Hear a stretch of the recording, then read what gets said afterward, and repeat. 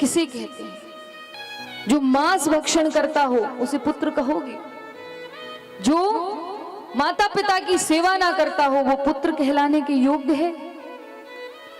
जो जिसको पितृपक्ष में अपने पितृ याद ना आए उसे पुत्र कहोगे?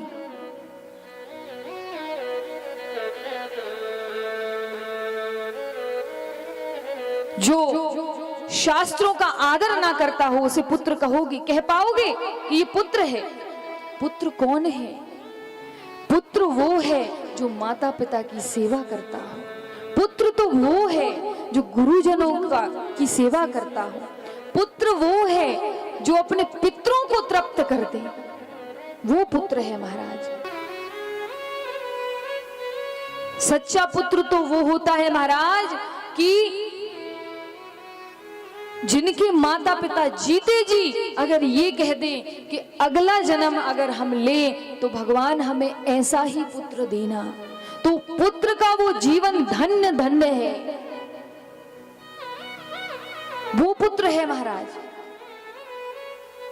कहते हैं पुन्नाम नरक से जो तारे उसे पुत्र कहते हैं। पहले पुत्र हुआ करते थे, आजकल लड़के होने लगे हैं। आजकल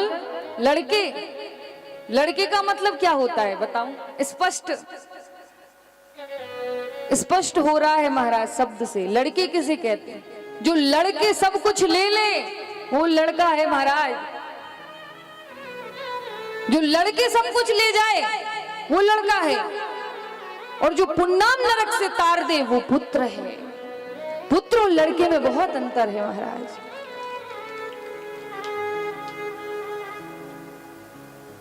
तो हमें पुत्र बनना है महाराज। ऐसे सदलक्षण जिस पुत्र में होते हैं उसके माँ बाप तो अपने आप को धन्य धन्य कहते हैं। धन्य हूं मैं, धन्य हूं मैं। माँ बाप तो कहते ही है महाराज, समाज वाले भी कहते हैं कि ऐसे जैसा वो पुत्र के कितने अच्छे गुण हैं उसमें। लेकिन आजकल कलयुग के पुत्रों से तो भगवान बचाए। और जिस घर में इकलौता लड़का हो तो फिर तो समझ लो कि बहुत संस्कार देने की आवश्यकता है। इकलौता पुत्र जिस घर में जन्म लिया हो उसके बिगड़ने के चांस बहुत होते हैं, ये याद रखना। उधर माता पिता का उत्तरदायित्व बहुत बढ़ जाता है, बहुत। हमारे बूढ़े पुराने कहा करते थे, पहले हमारे पिताजी खुद कहा करते थे कि हम अपने माता पिता से इतना डरते थे कि उनके सामने नहीं जाते थे। जब हमारे पिताजी डांटने पर आते तो हम चारों भाई इधर उधर छुप जाया करते थे कि आप पिताजी क्रोध में आ गए हैं आज। इतना डरते थे। तो वो पुत्र है महाराज। और आज हम अगर पिताजी ने एक बोला तो हम दो सुनाने लगते हैं, दो सुनाने के लिए तैयार हो जाते हैं। तो ना ऐसा पुत्र, उसको ना ऐसा पुत्र कह सकते हैं, ना उसको ऐसी पुत्री कह सकते हैं जो अपने माँ बाप को जवाब दे, जो डांटे। देखिए उनके पिता हिरण्यकश्यपु, आपने सुना होगा, कितना बड़ा राक्षस था, कितना बड़ा पापी था। उसने अपने बेटे के लिए क्या कुछ नहीं किया, मरवाने के लिए जलते हुए गर्म तेल में उबलवाया, पहाड़ों से गिरवाया, हाथियों से कुचलवाया। पुत्र तो प्रहलाद जैसा होना चाहिए।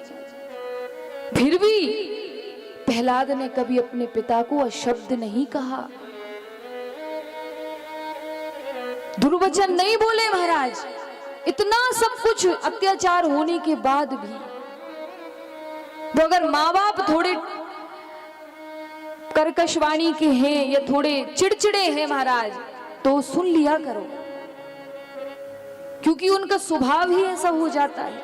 क्योंकि जब उम्र ढलती है ना तो स्वभाव में परिवर्तन आने लगता है, व्यवहार में, क्योंकि वो थोड़े चिड़चिड़े हो जाते हैं, शरीर में व्याधियां आने लगती हैं।